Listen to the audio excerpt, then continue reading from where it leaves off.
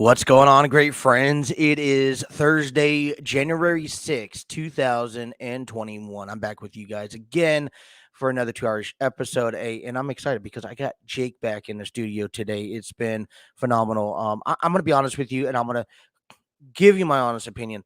I keep myself to a high standard when it comes down to these shows. And yesterday, I'm back on Tuesday. I planned myself for a very impactful show, but for two people. Okay. And unfortunately, I get a call or a text message from Jake later Tuesday night. I don't know, about 8 o'clock. Hey, I'm not going to be able to do the show. I'm not feeling good. All right. I'm not forcing people to be on. Things happen. But it sucked because I had two people planned for the show. And then I get a 9:30 notification from work. Hey, you guys are working 10 hours again. Great. I was going to go home. I was going to get ready for the show. Instead, I get stuck at work. I don't leave until midnight. And then I woke up later. My body's not adjustable yet for, working long hours. So yesterday's show was a wing show. I winged it. Okay, I had some ideas. I talked about some ideas, but the 2 hours was dreadful. Like I said, I keep myself to a high standard. So whenever I don't put on a good show, I really kick myself down for that. So, I know you guys, sit there. Oh, it was a good show. Even on your bad days, it's good days. Great. Thank you. I appreciate the support and the love. But it was not. Yesterday was not the best show.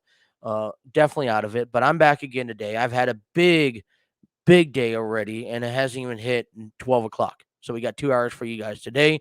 Let's get right down into things. Let's go ahead and thank what we want to thank.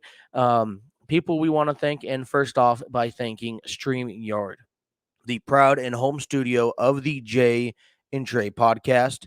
StreamYard, nice and simple, easy to use. If you guys are looking to create your own virtual vlog, videos, YouTube, whatever, business meetings, I would recommend StreamYard. StreamYard is simple and easy to use, very affordable. And matter of fact, they have a free version. StreamYard.com is the place to go. Also, I like to give thanks to Placeit. Create mock-ups, logos, and videos through Placeit. We proudly use Placeit for all of our logos. Okay, Placeit's by Envato. Head on over to placeit.net and give them a try. Also, like to give a shout out to Canva that makes our little 2.5-minute commercial breaks in between each segment. Nice and simple, easy to use, not a lot to do. And you think of a guy that's not as tech savvy as me, man, Canva is, really cuts out the middleman. Also, like to give a shout out to Epidemic Sound. Discover your world-class artists, composers, and bands. Find your perfect soundtrack and give your social media accounts the music they deserve. All right, they license the music, we use the music, and we're able to use the music so we don't get copyrighted. So thank you, Epidemic Sound, for allowing us to do that for our shows. Also, like to give last but not least, give a shout out to Stream Elements. Hey, if you're looking to create merchandise, we have our merchandise. You see that T-shirt in the back. Okay, I got hoodies, I got jackets, I got mugs, I got blankets, so much stuff available because of Stream Elements. They give you the platform. All you do is create an account. It's absolutely free. You create an account, you upload some items, some logos to your products, and you hit publish. And they create your domain. You send people to the domain. They do the shopping. Stream Elements does all the rest. They will make the products to order. Then they ship them out directly to the customer and give you your cut, fair share. And it pays pretty nicely too. So if you guys are looking for your own studio, your own store, Stream Elements is a place to go. Talking about own store, while you're there, you guys can check out merch.streamelements.com /JJ Talk Show and start shopping and start wearing our favorite van gear right then and there. All right. So listen, without further ado, let's get right down into our show. The J Trey Podcast starts now.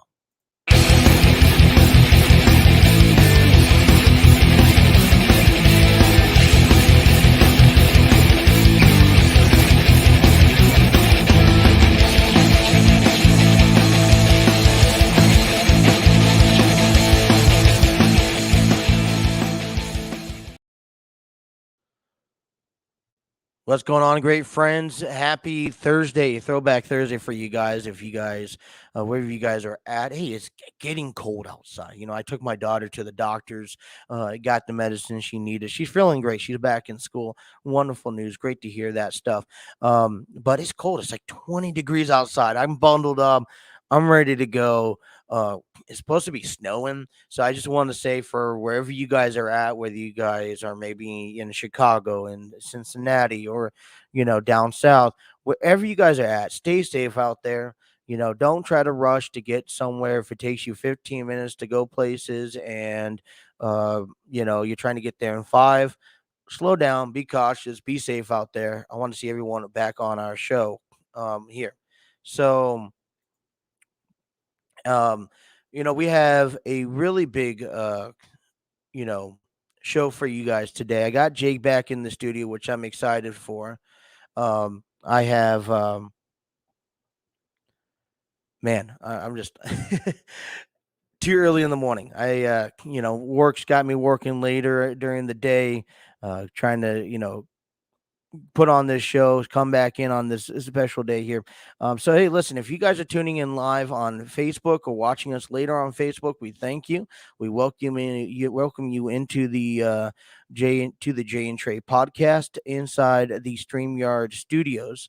If you guys, while you guys are here, hit that like, share, subscribe button.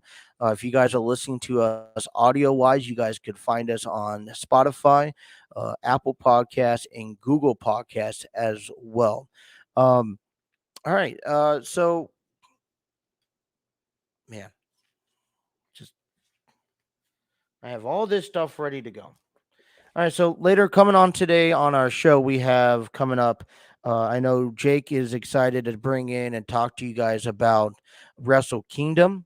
Wrestle Kingdom took place the last couple of days. He has all the highlights and news feeds coming to you from there.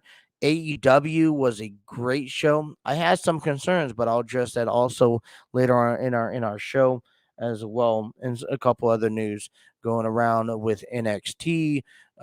NXT Black and Yellow officially out of business, officially released after WWE released a whole bunch of Triple H's former staff over here. So, all right, so let's not wait anymore, and let's bring in our good friend.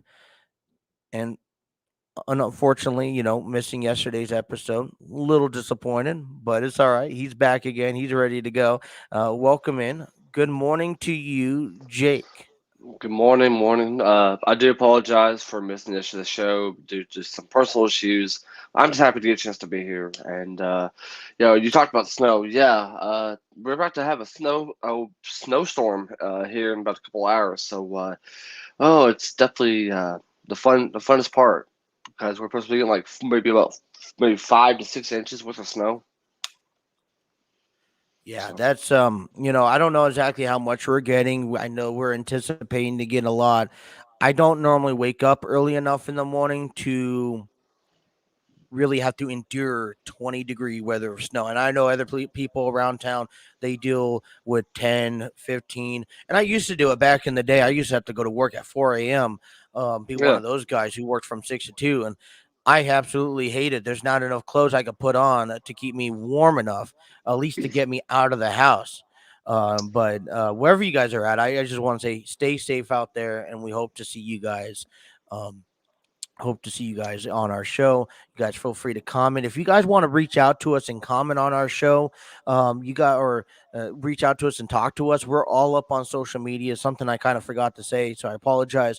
But you guys can find us and check us out on Facebook at the TNC Sports Talk, as well at on Instagram, TikTok. Twitter, TikTok. Yep. Also on TNC. I know it's been up and down with posting and updating ourselves. Listen, I think I've said this before, but I'm not necessarily a um, media savvy person. I got Yeah. Facebook, and prior to the show, I've only used Facebook, and now I've only used. I've been getting more into Twitter. I've done a few TikToks, but I just until we could get enough followers on TikTok to go TikTok live, then I'm probably not going to use TikTok a lot. TikTok that much, just because I It's just don't make mostly videos like that.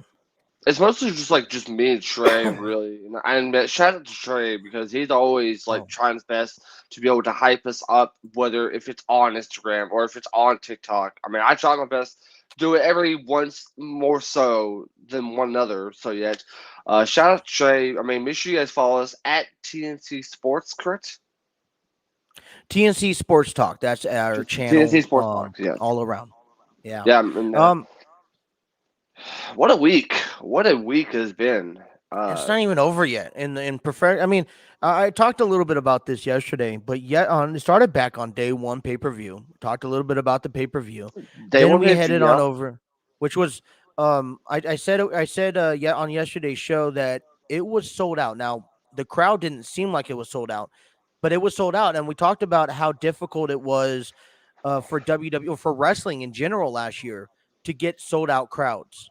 And I don't know if that's because the Atlanta Braves won the World Series or if the Georgia Bulldogs are going to the, NCAA final that we'll talk about Yeah. later this week, or whatever the case may be. But apparently it was sold out. It was a really good venue. Or you know what? Maybe because it was supposed to be Roman Reigns and Brock Lesnar, and those two sold tickets.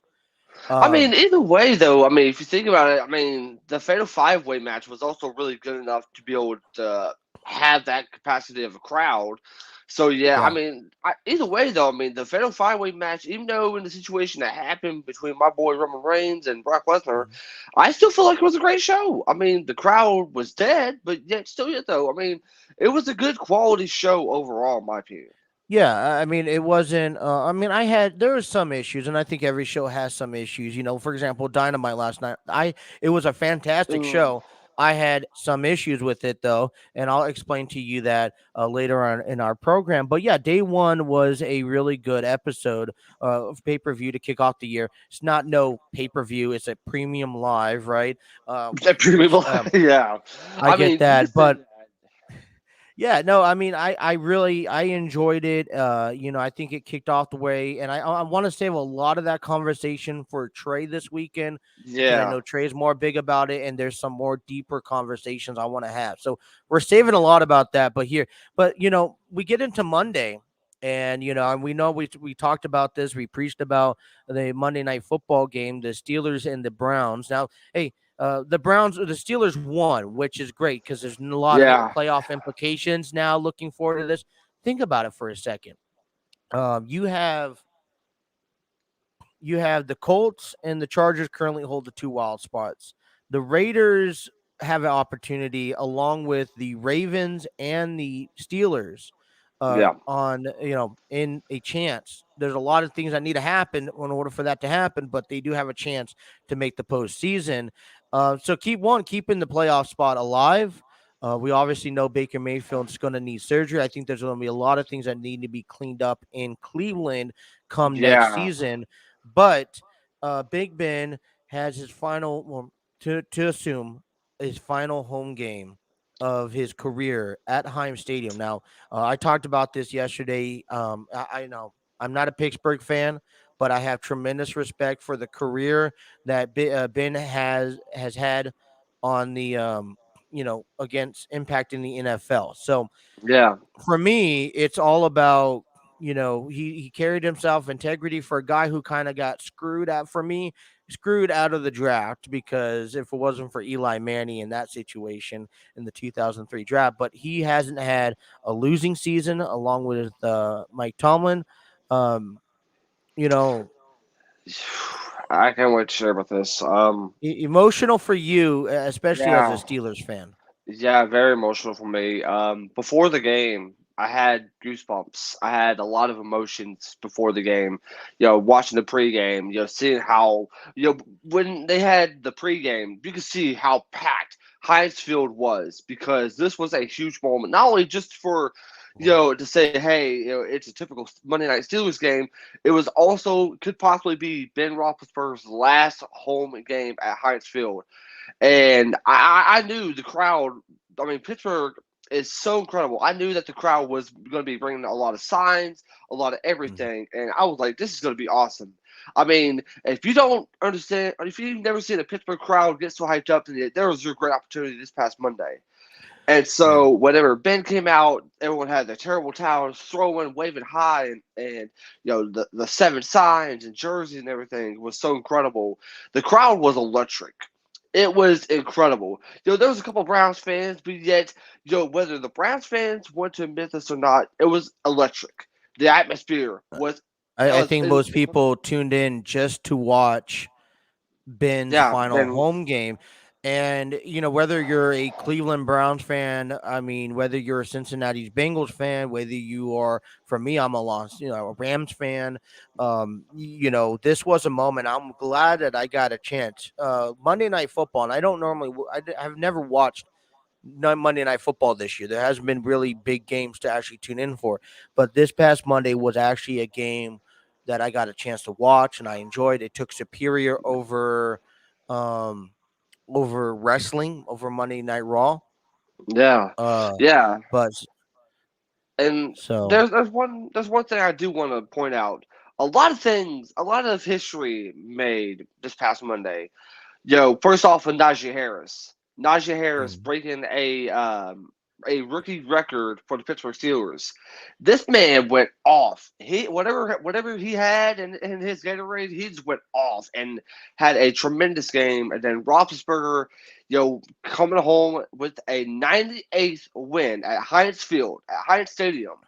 And then T.J. Watt, with one more sack away, could be breaking Michael Strahan's record. So a lot was happening in this game, but most importantly, it was Ben Roethlisberger's final game.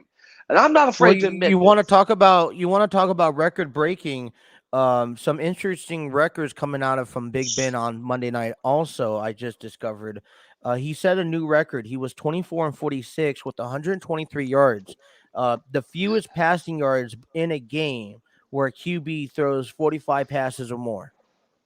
Wow. That's a record. I mean, 123, and he still won the game. So, definitely an impactful moment. I know we're going to visit more about Ben Roethlisberger. Obviously, he has a chance to earn his opportunity in the postseason coming up Yeah. here this Sunday against the Ravens. And we'll talk more about that heading into the weekend. And then we also, there's a lot of implications that we'll talk about. You think about this really bad, real quick. Chargers and Raiders are your final game of the year. Um, Yeah. there's a lot That's of the game. scenarios that could happen here. The Colts are facing the Jaguars now. I mean, any given Sunday is the kind of the slogan for this year's NFL season. But if the Colts win, they're in, and then it comes down whoever wins between the Chargers and the Raiders. But if the Colts lose, you think about it. If the Chargers and the Raiders tie, they both will make it in.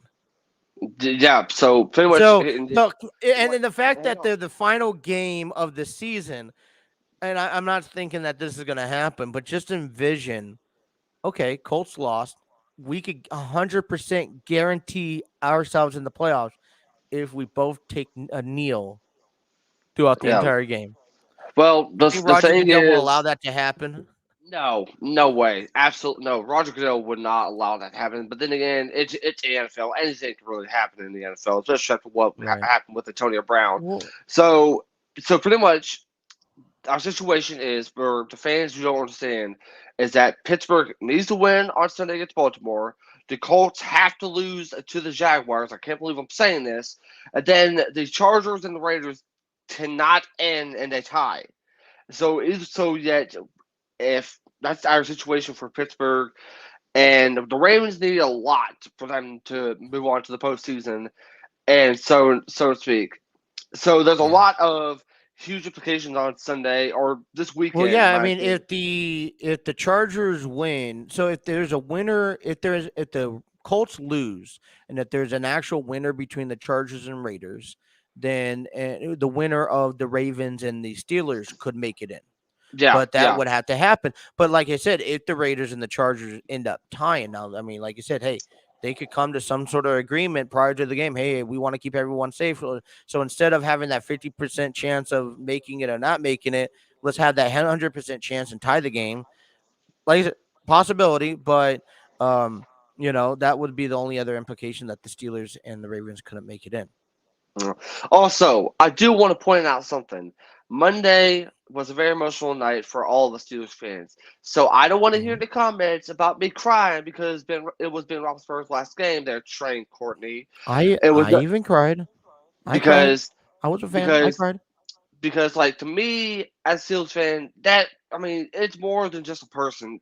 To me, he's been our quarterback since 2003, from the moment he got drafted to winning 2 Super Bowls to making incredible moments with the Pittsburgh Steelers. And if Yeah. that could be Ben Roethlisberger's final home game with the Steelers, then yeah, it was a great one. It was a great send off, and for him to get a chance to take that final kneel down was awesome. And awesome job from the Steelers, and I cannot wait to see how it goes whenever we play against the Baltimore Ravens on Sunday. And not all of that, but yet I will say this as a football fan, enjoy this weekend because Yeah. it's the final week of the regular season.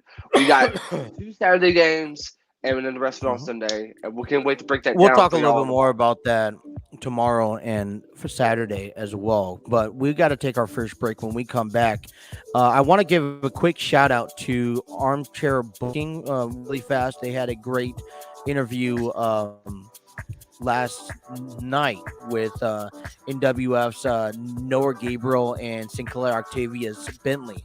I would recommend you guys go and checking that out. You guys can head on over to Armchair Booking on YouTube. They're also available on any audio streaming services possible. So go check them out. Check out that interview. I watched a little bit of it. Got to watch the rest of it today.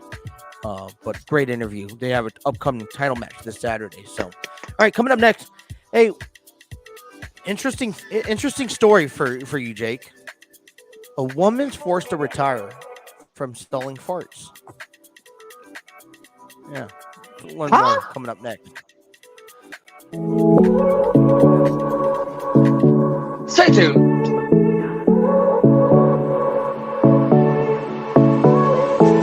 I won't make it easy for you now. You got 2 minutes of my time, and I don't really break too easily, but I'm worth it, 'cause I'll slip into your dreams tonight. Oh, so give me your all. I'll take it to Mars. Oh, I'll stick like glue inside your mind. Just watch me breaking your sweat. You're falling into me, touch me. I swear you would do anything that I want, so keep us awake till the dawn. Baby, feel free. I wanna make you sweat on me. I wanna make you sweat on me. I got you wrapped around my finger, but don't you try to call me tomorrow. There's nothing personal in having a little fun. You wait and see if it's worth your while. So give me your all. I'll take it to Mars. Oh, I'll stick like glue inside your mind. Just watch me breaking your sweat. You're falling into me, touch me. I swear you would do anything that I want, so keep us awake till the dawn. Baby, feel free. I wanna make you sweat on me.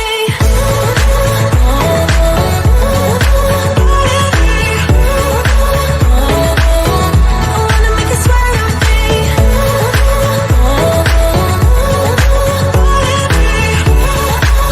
Feel free. I wanna make you sweat on me. Just take a hint, you got a free pass. Oh, try to hide it, but you had me from the get-go. Let me be frank, I'm not that complicated.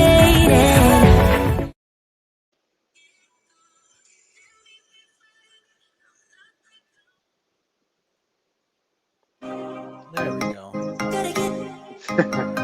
All right. Oh man. So I listened to this that commercial break interview song, and I'm like, oh my goodness, what did I select? It wasn't bad. I think No, but I mean, I don't know if it's necessarily PG rated. I mean, it's not negative, but it's sounds like more like an upbeat song, really. Think about it. Oh, Yeah, I hey, like it. also, before we continue, Yeah. I do have some crazy breaking news for you guys. Regarding Impact Wrestling, Matt Striker is no longer Yeah. a part of Impact Wrestling. Oh Uh, wow. so we'll see how the commentary goes for this Saturday's Hard to Kill pay-per-view. So maybe Josh Matthews might come back. I don't know. Yeah. So I don't know if Armchair Booking is actually in our stream right now, but all I know last night. So NWF has an upcoming event coming up this Saturday at Mount Orem. I've been kind of promoting it, talking about it. They have a main event match. Sinclair Octavius Bentley is defending his title, his tri-state title, against Noah Gabriel. And there's a history going back beyond last year, where Sinclair and his gang kind of took out a friend of Noah, Tiny Tim. And so they actually had an interview last night where both of them kind of they've been doing a lot of social media wars, and they kind of went on last night in an actual one-on-one interview with both of them together, which you don't normally see. So I just want to make sure I give that a shout out to. Oh yeah, definitely. I definitely do want to send a huge thanks to Armchair Booking for always being so supportive to the Jade Trey talk show. Armchair Booking. My apologies for the botch. If you guys have not, guys, just check them out. Make sure you guys check them out on the Apple Podcast on Apple. I think it's like on the Google Podcast. Any audio streaming services they're available on. And what I like most about them is that their podcasts are kind of more content to one subject, of that time frame, which we do more of a show. They do more of an actual category. But it's Steve Barber and Dwaylen Davis, the great guys. They look amazing. They don't just look amazing on the YouTube screen that they just put themselves on YouTube earlier this year. Matter of fact, earlier this week. But yeah, you can check them out on YouTube and social media. Armchair Booking. Buy their T-shirts. I bought a T-shirt a couple of last weekend, so I'm excited for that to come in and tune in as well. Once when I get a chance to be able to go back to work and start saving up some money, I'll definitely give me an Armchair Booking shirt. Yeah, they got face masks, pillows. I'm like, oh my goodness. They are really awesome, and I encourage everyone to make sure you go check them out. I've been listening to a lot of the shows since I have enough free time as it is, and Armchair Booking, you guys are awesome. And, do you have a date, by the way, when you're going back to work? Next weekend. Next weekend. Really and truly. I'm not going to really get into details about that. So, but I will be able to get a chance to go back to work next week. So I'm really excited just to be able to finally get a chance to get out of the house. I finally got a chance to break out of the cage yesterday, and it feels great. It feels great. And shout out to anyone who's fighting COVID. I understand how you feel. It sucks, and we hope you guys get well and fight this battle. It wasn't really easy. So, all right. So, before break, I asked you, I talked to you. A woman retired, was forced to retire from selling her farts. And I heard this on another show. I had to just share this to you. This was actually on the New York Post, and they're kind of really well known. I just thought this was really funny. U.S. reality star who made $275,000 for selling her farts retires after a heart attack scare. So I don't know. Have you ever heard of the reality show 90 Day Fiance? Not really. I mean, have you heard of the name of it? Well, basically, it's a reality show. Basically, and it works both ways. Where if you kind of find a partner in a different country, and you end up, sometimes you'll go out to them, they'll come out to you, and you have 90 days to prove to someone that you guys are, falling in love, and you guys are gonna, want to get married and be with each other, or to get a visa. And so this is kind of like a sitcom reality show on TV. One of the stars in Stephanie Amato, age 31, she's from Connecticut. She has made $275,000 selling her farts to strangers. but recently had to retire after a terrifying healthcare scare. She made she was just announced her retirement. She goes into it. She's from Connecticut. She was having symptoms of a heart attack. She goes into the hospital and she ends up the EKG. It was about basically she basically had a scare because she was eating too much beans and eggs. But think about this. I was kind of reading this out. She sells jars of farts. I don't know which best way to put this, but Unique Products saw her rake in the cash. She sold one jar. You know how much a single jar went for? $1,400. What? $1,400 per jar. She made $70,000 a week. Sold about 50 jars a week. And she was living off of. She opted the fiber high diet, living off of beans and eggs. Later than protein shakes. I'm like, I don't know, like. How? First of all, how are you gonna be? How are you able to produce fart in a jar and save it? How do you know it's still there? How and like who? What are you? People who bought it. Who? What are you gonna do for it? Why $1,400? Like when I fart, it stinks enough already. I just what the? Okay, hold up. I'm gonna stop you right there. I'm just gonna stop you right there. No, let's talk about this. We got to talk about this. No. You think our viewers want to listen about a fart story? I just think it's funny. I'm thinking of like who in the world would want it's like a novelty item. Like what are you gonna do with it? Yeah, I mean it's like an NFT, right? Where it's kind of like it's unrealistic. It's not there. It's invisible. I don't know what to say about this. I've been $1,400 for a tiny jar. I think it was like this big. It was like one of those little honey jars. What does she do? Go sell it at the farmers market? Sell it next to the I don't. Fans, I do. Fans or anyone. Don't apologize. Let's talk about it. I think this is interesting. Jar Farfo? Hey, I think you know what? Could it be worse than a woman claiming that she married Michael Jackson's ghost? What is wrong with people these days? That was a story that came out years ago where a fan was so obsessed she claimed that she's married to Michael Jackson's ghost. It's weird stories. I thought it was pretty interesting to kind of share with you. Like I said, listen. I mean, people have fetishes, but jars of farts, I think it's a little extreme. I don't know how much you would pay for a picture of feet, but I just don't know. I mean, listen, you're gonna go spend $10 for an autograph that could be one day worth thousands of dollars from Bryan Danielson on Sunday. Yes. People are spending $1,400 for a tiny jar of farts that you can't necessarily do anything with. I mean, this is up on you. Is it worse than like a pickle, a Civil War pickle? How about that? I think a Civil War pickle is much more edible than a fart. Out of all things, Justin. I mean, what do you do with this ain't no Alabama. This ain't the Carolinas. This ain't Virginia. This is up in Connecticut. Connecticut, out of all places. And I feel sorry for. And apparently, she made $275,000 doing it. And I mean, $70,000 a week. That's what a month or two. You know what it is? 1 month. You know what it is? Is that she probably goes to the places where they sell like mason jars and stuff like that, because people want mason jars and it's hard to find these days, anyways. And she puts it in probably a mason jar and then boom. And I don't know why we're having it. You could make so much money by selling farts.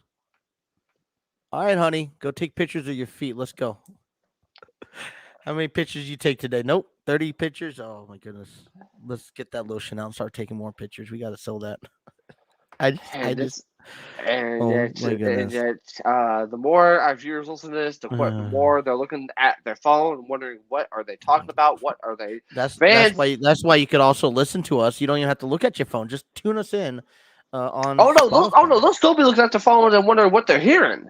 Because Yeah, imagine what did someone I just tuning in I for a have job. subscribed. I have subscribed ourselves to listening to wrestling and to get wrestling updates and to get sports updates, and I'm listening to people farting in mason jars. I'll say, just imagine someone who's like, okay, I'm gonna go to the gym. I'm gonna have my favorite podcast, which is the J Trey Podcast. I just, And the more they work out, the more they start talking hey, about this conversation, the more that they stop what they're doing, put the weights back up. we were ranked 77th in audio streams this past week. So I think we're okay. Plus, it's kind of lighten up a little story, beyond the world of sports. You gotta have to have fun with it, I don't know. I mean, just Definitely, a little bit of just a human moment for a moment. So, I mean, you we may know, drop down.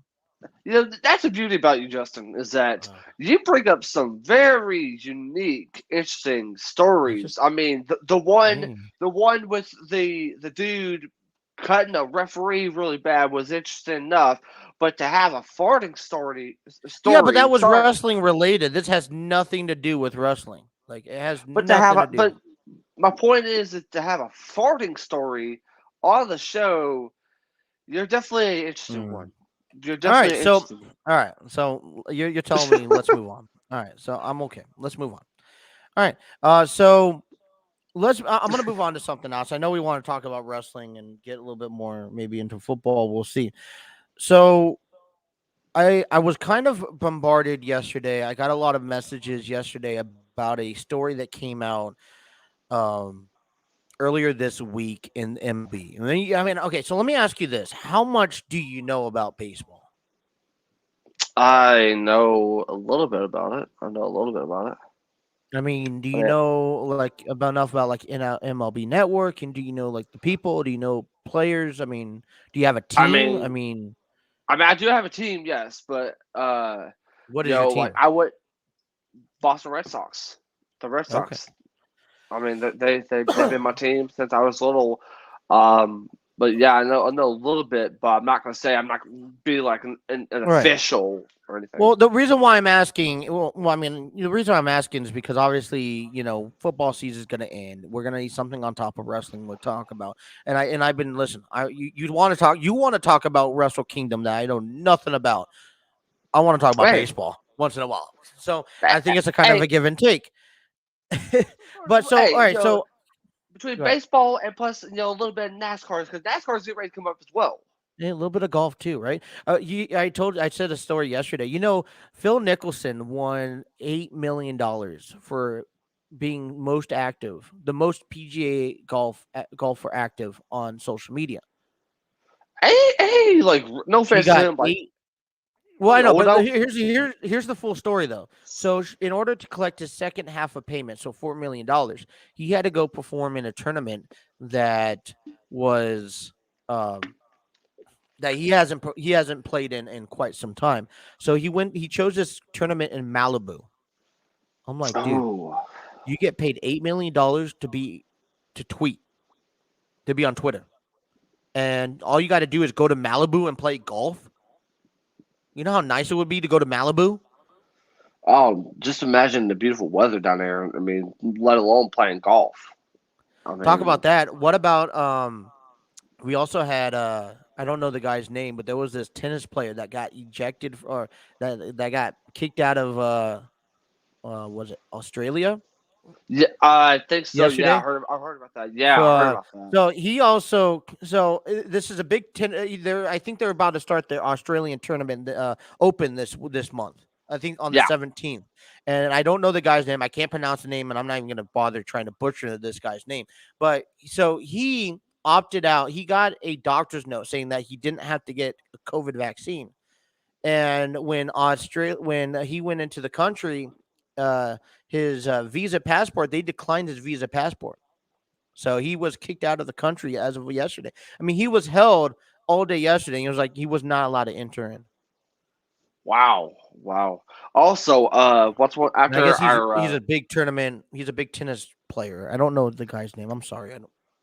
Also, I have some interesting news regarding Aaron Rodgers later on after the next break. You're talking about the whole MVP situation? Yeah, Oh. because so that was because a really good known guy in Chicago says he does not deserve to be an MVP person because all the stuff off of the thing. That was actually one of the things. So I was talking to you prior to the show, and I was telling you, hey, every Friday what we're going to do is going to give you kind of 5 top stories throughout the week. That was going to be a top story that I was going to give you tomorrow and kind of get Wade's opinions on that. So maybe we want to save that until tomorrow. Because I heard Aaron Rodgers' side of it, and I thought, with the whole situation, which like Justin said, we'll break it down tomorrow, but yet this is a really interesting story for you guys. I mean, that's interesting. What's more interesting? AB is still on the Buccaneers.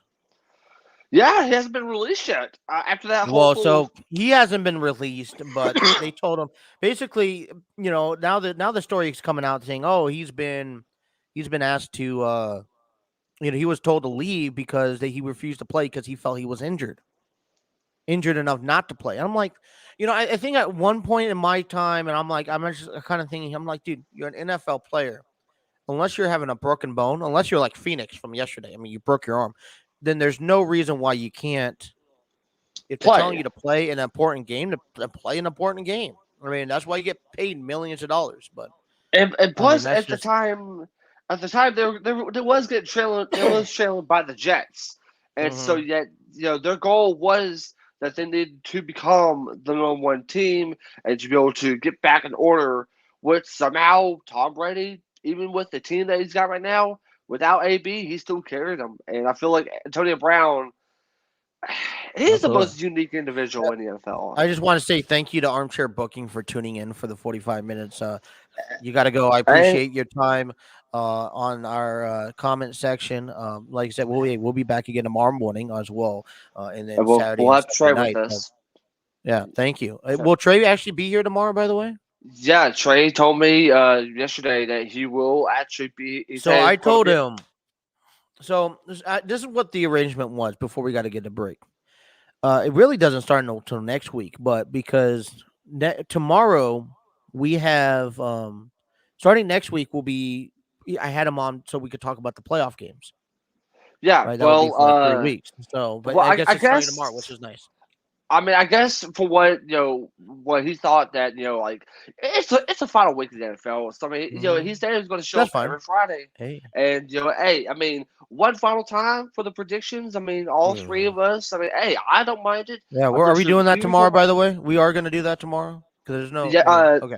The final week predictions. Yep, and then we'll do that tomorrow. Oh, yeah. It's going to be an interesting one. So make sure you guys tune in tomorrow because we have a lot to store as well as today. Usually Thursdays we'll be talking about the NFL days.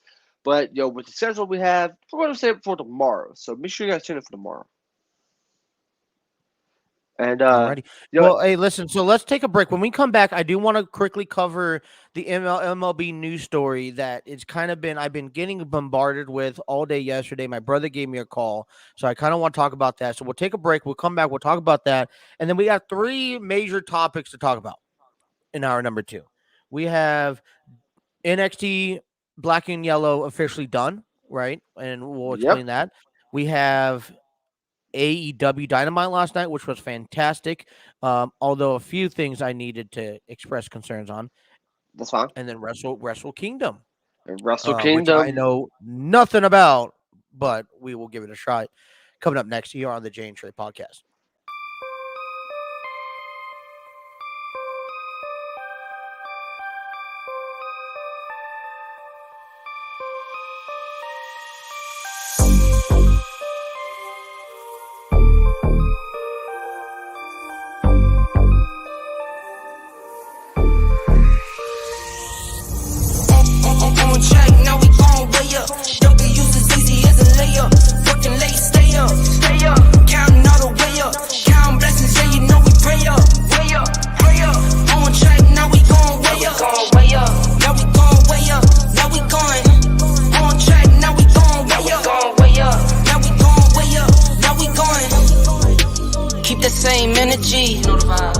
being better when I'm 70.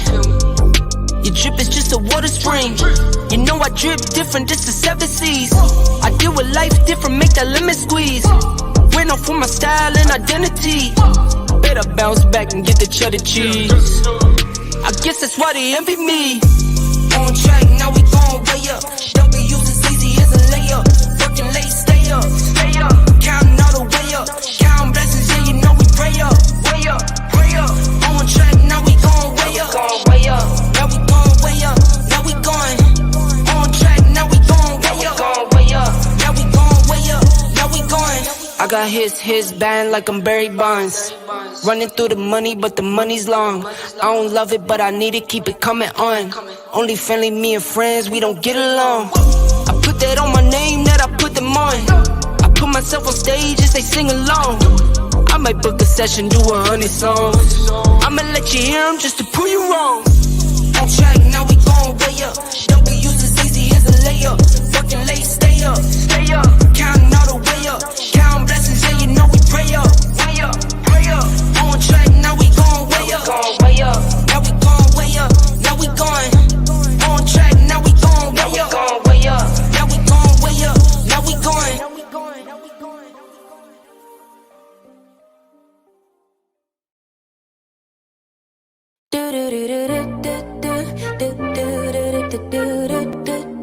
Yeah.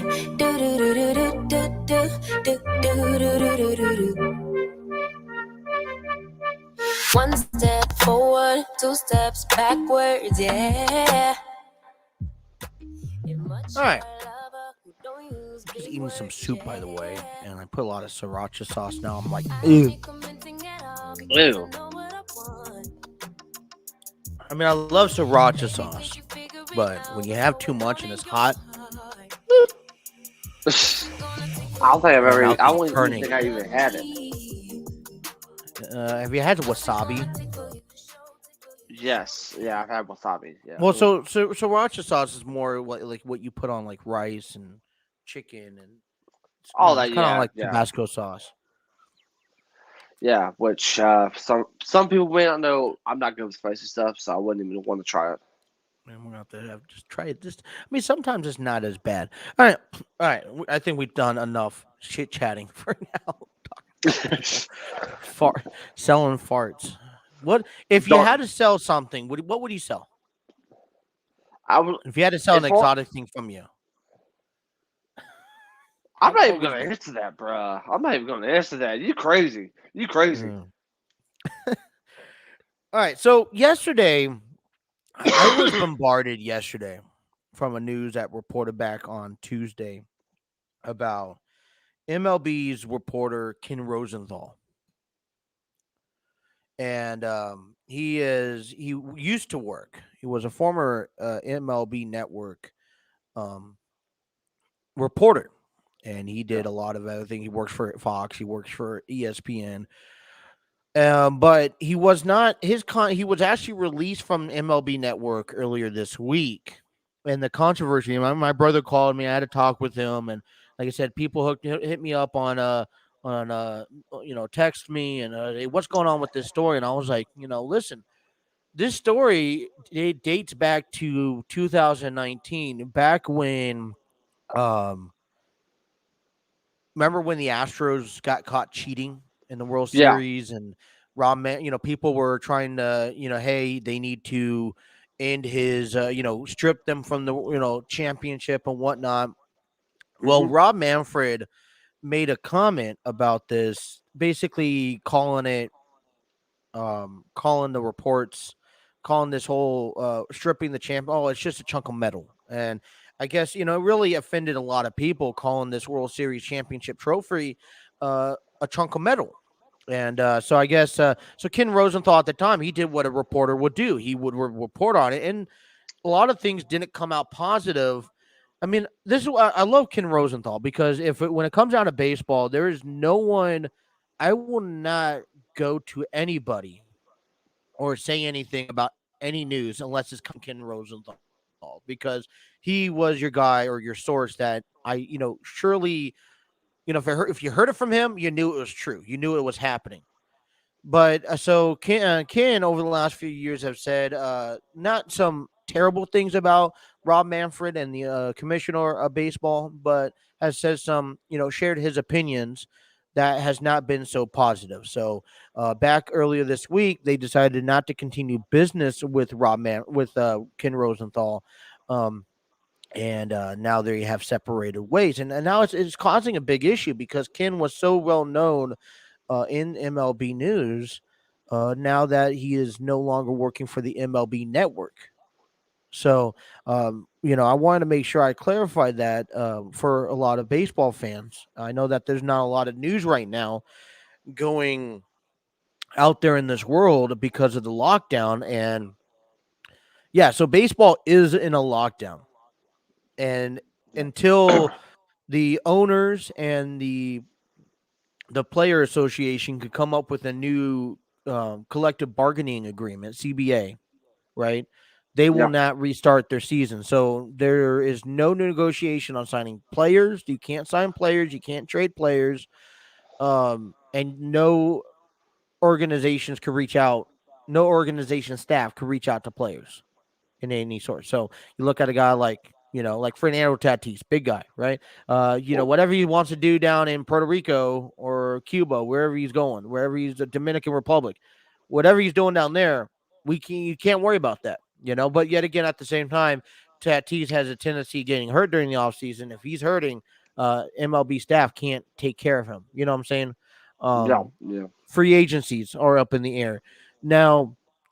A lot of fans are freaking out now, I would say.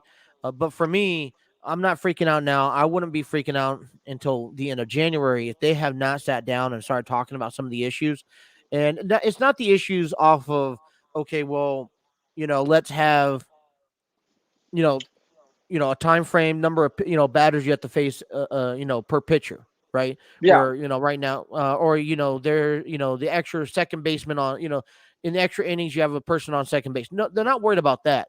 It's more about the salary. Is there do we have to have a salary cap? Is there a salary a minimum? Also worrying about issues like the minor leagues. There's so many minor league stuff going on.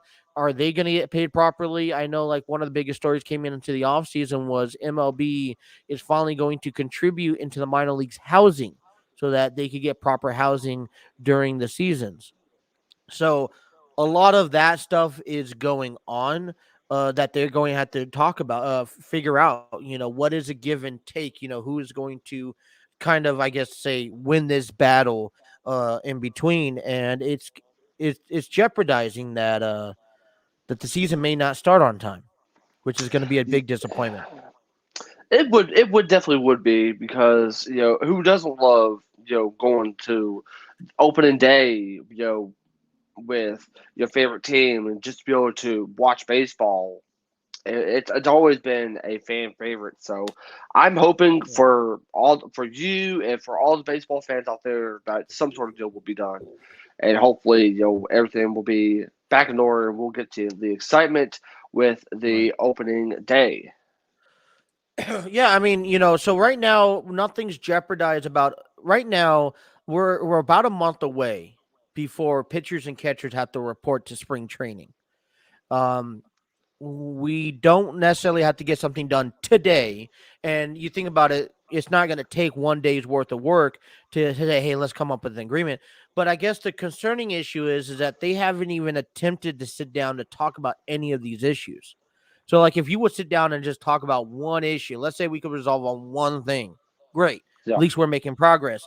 But they're not even at that point yet. And the last thing, what people are getting worried about is that if we start going into, at the end of January, we still haven't sat down, then pitchers and catchers, don't report. The players don't report. Spring training may get delayed. Now, yeah, we don't need 7 weeks of spring training. I think that's a little far-fetched. I think players will say that's a little too much.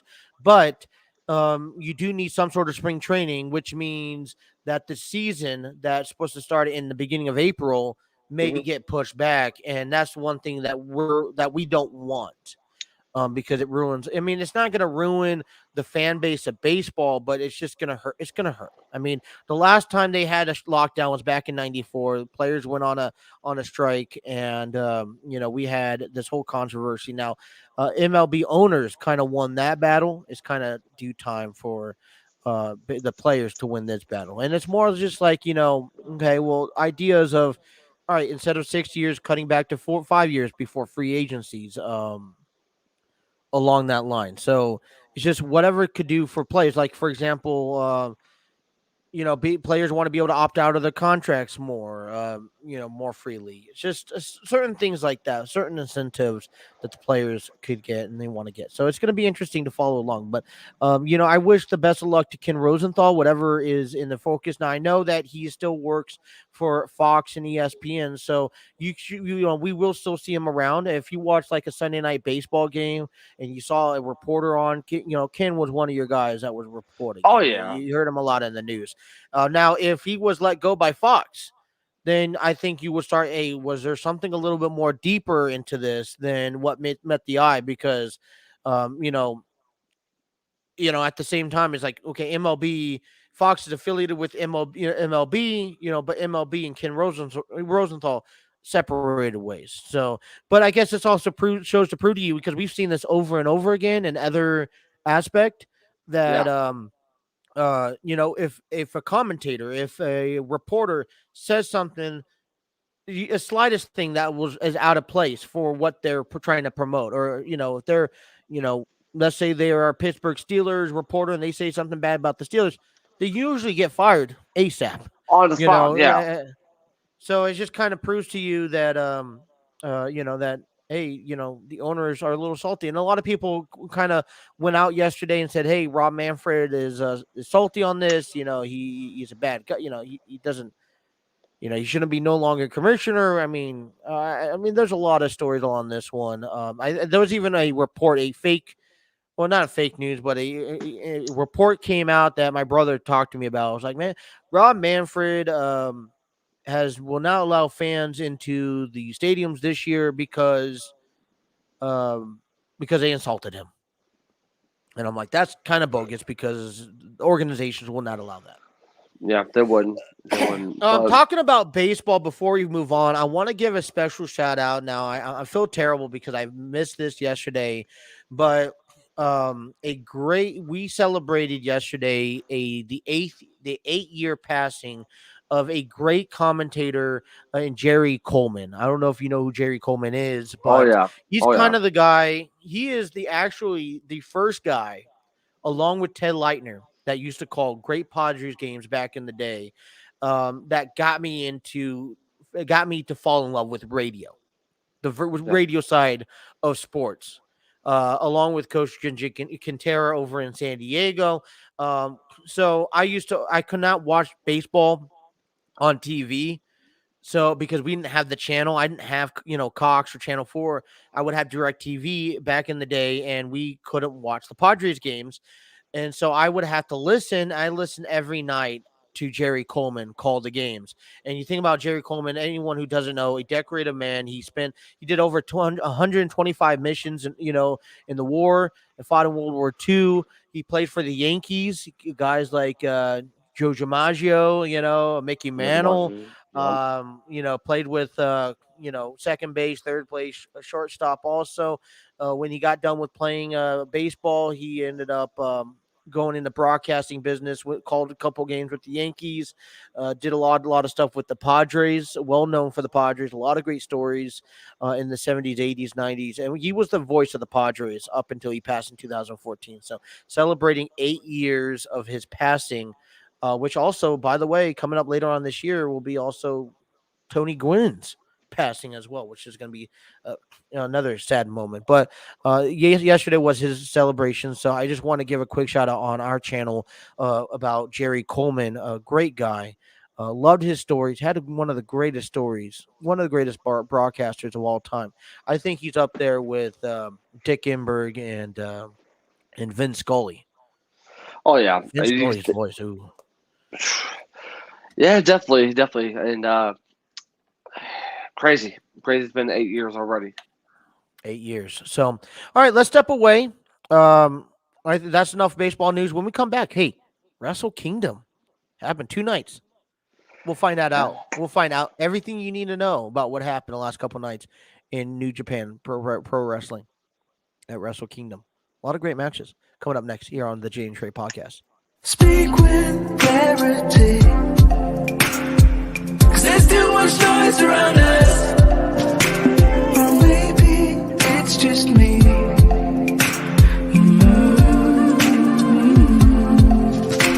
There's trash out in the sea, yeah, but I'm just too dry to reach it. So speak sincerely. I'm still waiting, yeah, for you to come around and save me.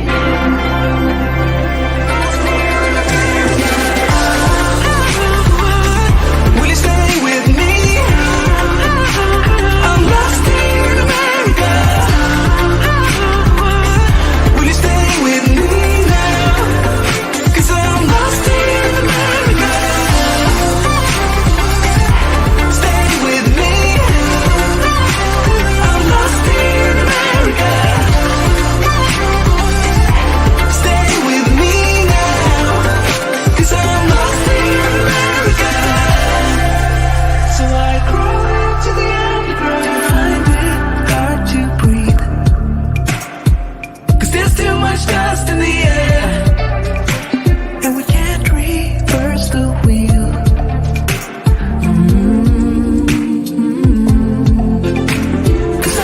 When I've searched around lately, the world seems to be the same. There's no room for the privileged and sacred, yeah. Oh, and I want to praise them. Will you stay with me? I'm lost in America. Will you stay with me now? 'Cause I'm lost in America. Stay with me. I'm lost in America. Stay with me.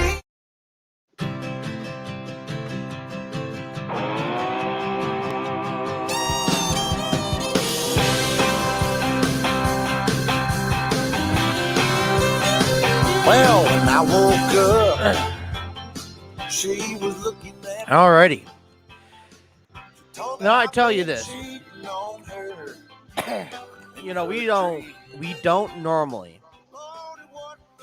You know, we're talking about baseball. Not everyone on this show is all familiarized with baseball. We talk about, you know, certain things, XFL. You know, we weren't aware of bare knuckle fighting, but you got a couple guys, you know, people on the show. And, you know, it's kind of that give and take, you know, where this is why we are a wrestling show. Yeah. Well, we're a sports talk, right? We got to talk about all the sports. Yes. And yes, wrestling is a huge sport. It is a big sport. It is evolved over the last year. I mean, and call it what you will. People want to say it's fake. Call it fake. Yeah. Sports entertainment. It has sports in it. It's a physical aspect. And there was nothing fake about Phoenix breaking his arm last night on AEW Dynamite. No thinking about that. I saw that. It looked like he broke it above his elbow because that elbow went backwards. He tried to catch himself. He was being chokeslammed by Luchasaurus off the side ring through a table, and while he was landing, he tried to catch himself he braces his impact with his arm, and it snapped backwards. And I do have news about that. It is a broken elbow, not a broken arm. Is it broken elbow? It looked like it was up higher, like his bicep or tricep. Yeah, I've watched that countless times in slow motion, and that was brutal enough. I'm sorry, but AEW had the decency to replay it. No. Well, but here's the thing: which one was brutal? Both Danielson and Omega, Danielson and Page busted wide open, which you could clearly saw they were cut. Oh yeah, without doubt. Especially when you saw Hangman after he went into the steel steps and the referee checked on him. The referee cut him. We saw that. Yeah. That was a big botch. But See- no, I mean, listen, See, the thing- AEW, I got to give props to the cameramen because, yes, they gave us enough information. They showed us what happened, but then they took it off of him. Like, yeah, they showed us the replay, Yeah, but they didn't go that's fair. highlight the replay. They didn't go highlight him breaking it. They just highlighted the overall replay. Yeah, the impact where he got put through the And- table. Yeah. Yeah, you saw the break, but they didn't go focus on that. They focused in on the overall. And so I liked it because they gave us a little bit. I know the cameras are, they're trained to, hey, take it off the injuries. But, this is a big serious thing but the good news is it's a clean break. Yeah. And that means what? 10, 12 weeks, she will be back. Yeah, and I'm actually hoping that we do get to see a singles Pentagon run as of right now since they lost the tag titles. And I think to, maybe that's the reason why they lost the titles too. I think that was maybe a last minute decision too, because they looked kind of confused of what they wanted to do in the ring, and they ended up in a roll up. But we'll talk about that in a minute. We got to talk about Wrestle Kingdom here. Yes. So before we talk about Wrestle Kingdom, I just want to give out a quick promotion. If you're in New York at the Mid-Hudson Civic Center this Saturday, January 22nd, you have WrestleFest. You can head on over to northeastwrestling.com because it was confirmed on the Busted Open podcast earlier this week that Enzo and Bully Ray will team up to face Adam Shearer and Eric Rowan, a.k.a. Redbeard. Yes, Which is going to be big. Which the only reason I mentioned this up now because you got Thunder Rosa, Cody Rhodes, Eddie Kingston, and then unfortunately the Lucha brothers supposed to be making appearances there. But this is going to be first time ever Enzo and Bully does a ring. I feel like I don't know. I mean, I don't know if you listened to that interview this week with Enzo and on Busted Open. He cuts his own slap promos, and I'm just like, oh my goodness, shut the fuck up. You know what this reminds me of? This reminds me of the Rockstar Spud teaming up with Bully Ray back in Impact Wrestling. I remember that. I mean, listen, Enzo has a big mouth. He says that he could be that both Eric and Adam should be scared, that he dominated. I love the favorite thing the only greatest thing that came out of Enzo's mouth back on that interview. I don't know. Did you listen to the interview with I listened. Okay.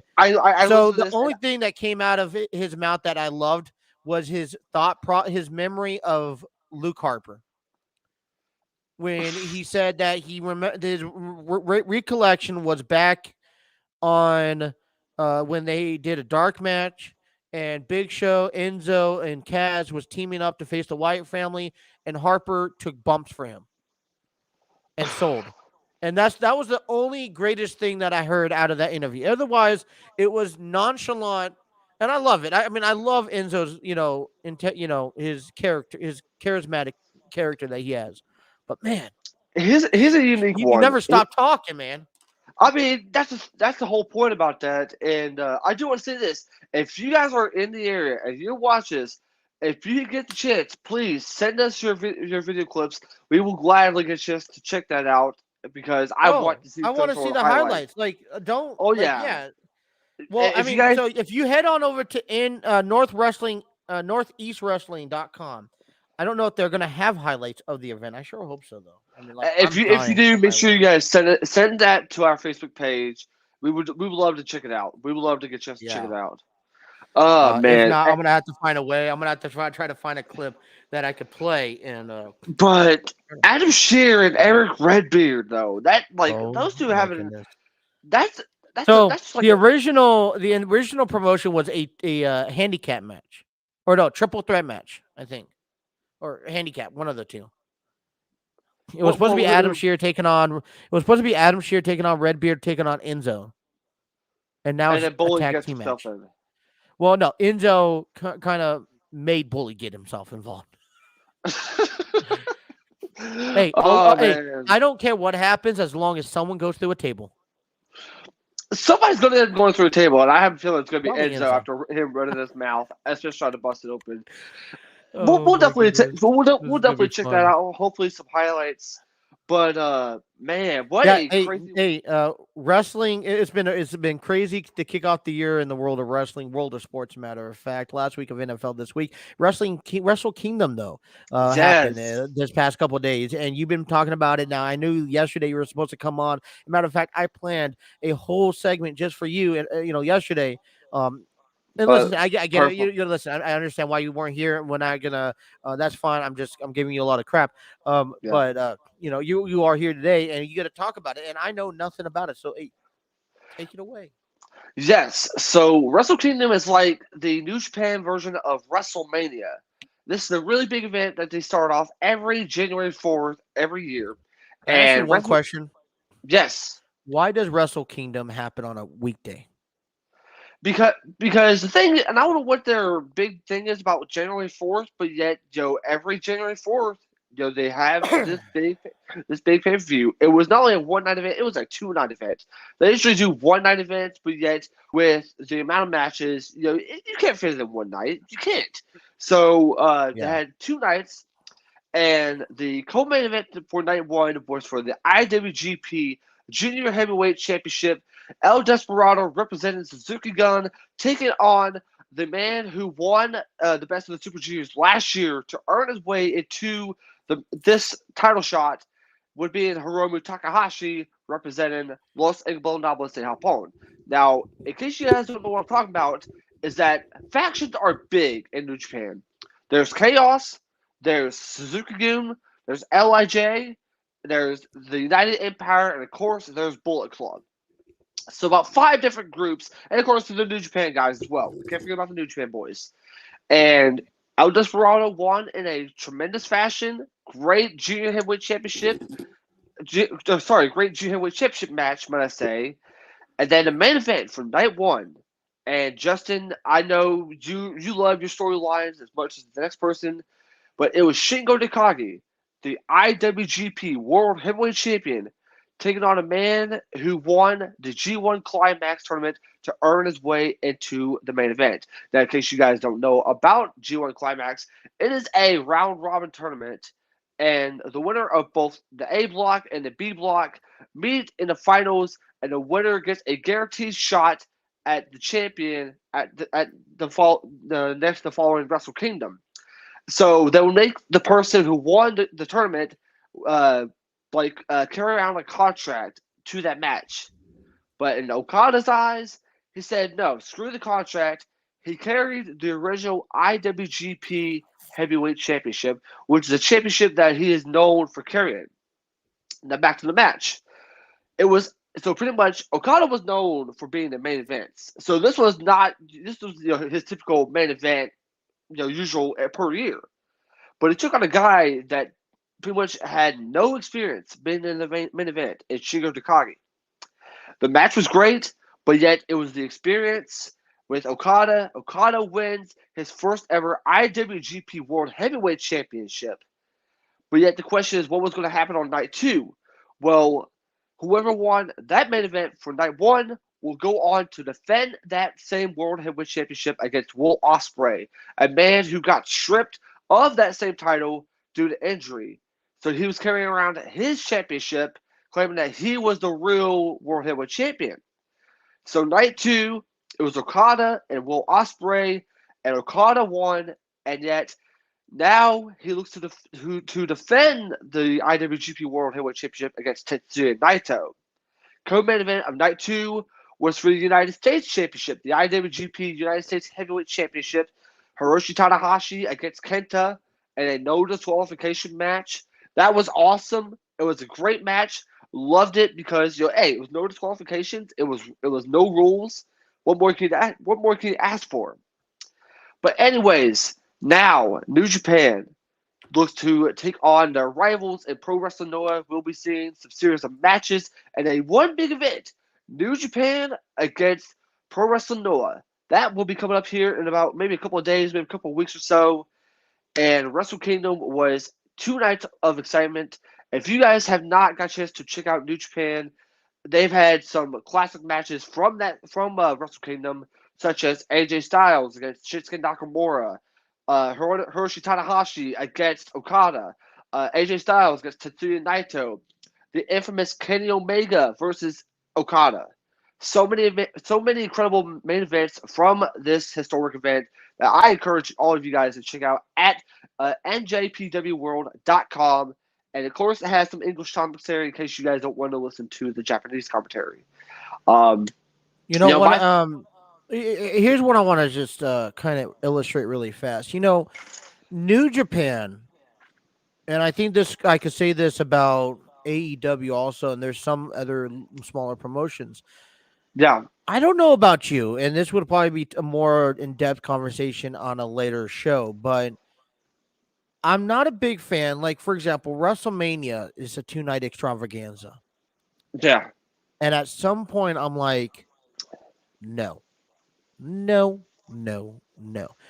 if you're WWE and you have a pay-per-view every night, every month, right, so to speak, yeah, there's no excuse why there should be a pay-per-view, why there should be 2 nights per a premium live. For things like AEW, where they only have 5-6 pay-per-views a year, yeah, your biggest one should be 2 nights. Yeah. But I don't understand.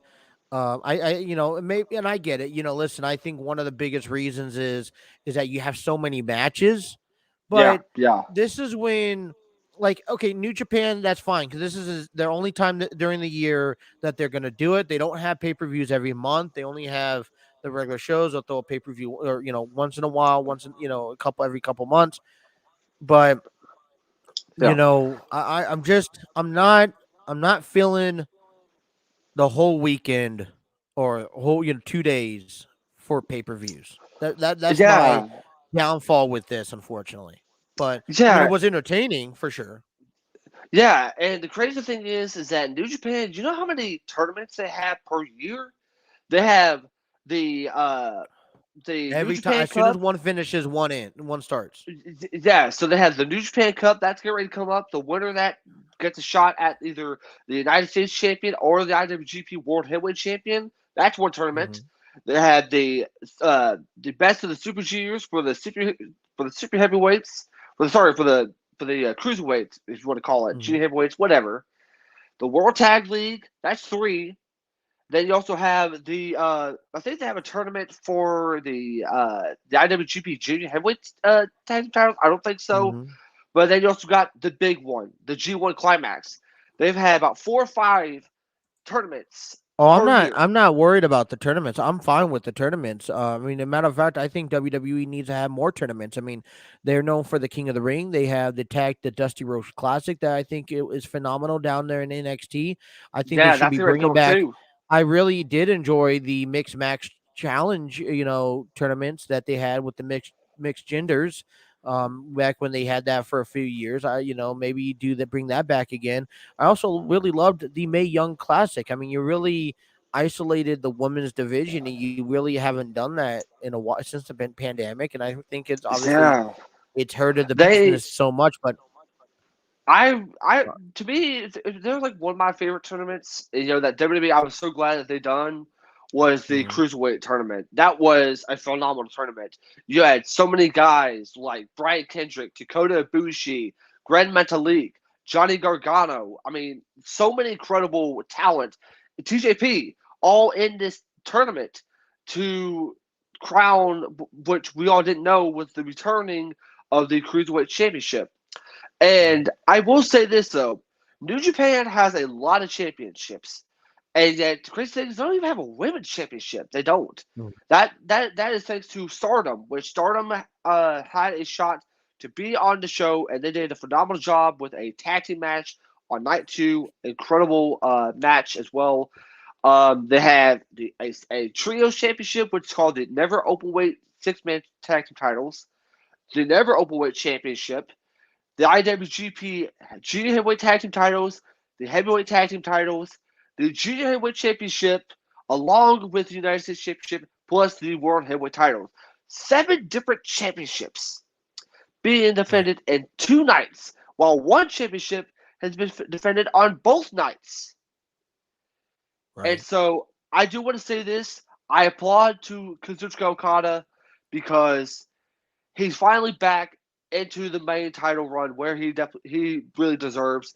I can't tell you the last time he's ever held the IWGP Championship, let alone a title. But yet before he won the match in night one, pretty much what that title is, it's a mixture of the heavyweight and the Intercontinental Championship into one. And Right. Whenever this whole thing happened, he was against it. He was not a fan of having both titles being on the line. He feels like the Intercontinental Championship should have a legacy of its own. Same thing with the IWGP Heavyweight Championship. But when he won that title in night one, he grabbed the original championship that I told you guys he carried around, and he said that he wants that to go into something great. But he said that it's a new generation. He understands that, so he might as well carry this short IWGP World Heavyweight title, which he is now the 4th champion, might I add. And to my point is that Wrestle Kingdom was a success. I loved the matches. Some matches I wasn't a fan of because you had your faction wars, whatever. That's fine. That's fine. But I look forward to seeing how it goes as far as the talent, as far as the roster, as far as anyone that can get involved whatsoever. Wrestle Kingdom was a successful week, my bad. It was, yeah. Listen, I'm looking forward to whatever comes next from New Japan. I know that they always keeping things fresh and up to beat. So full throttle to them, and whatever comes ahead. Some interesting storylines for 2022. Hey, interesting storyline. We kicked off Dynamite with the bang last night. What was one thing that bothered you out of the entire show? If I had to really pick as far as the one that bothered me, I could just say the blood that happened, because I didn't really, because last match was Heyman only cut it up. I didn't really expect to see Danielson to be cut up. And well, maybe they weren't anticipating that to happen. Maybe it's just this is where there was at during the match, and that's what needed to happen. Yeah, and we'll talk about it. I got a few more issues that we had during AEW Dynamite. It was a great show, great matches. I love the matches. Yeah, just some nitpicking concerns, and how much I love to nitpick. I know you do, and we'll definitely talk about it. I'll talk about that coming up next. Yeah. So hey, send us off to break. Take it away. Well done.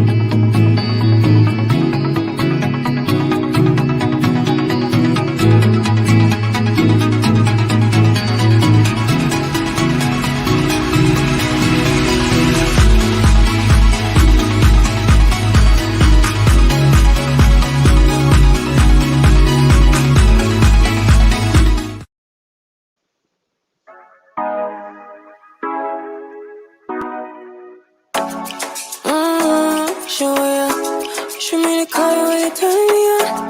The way you telling me you want me down. Done it, I done this before you fall. I won't catch you, don't know I'm stalling. Cause you love. Alrighty, so I know we talked about this a little bit, but little updates here. AEW is bringing back the Beach Break in Cleveland, Ohio at the end of this month, January 26th and 28th.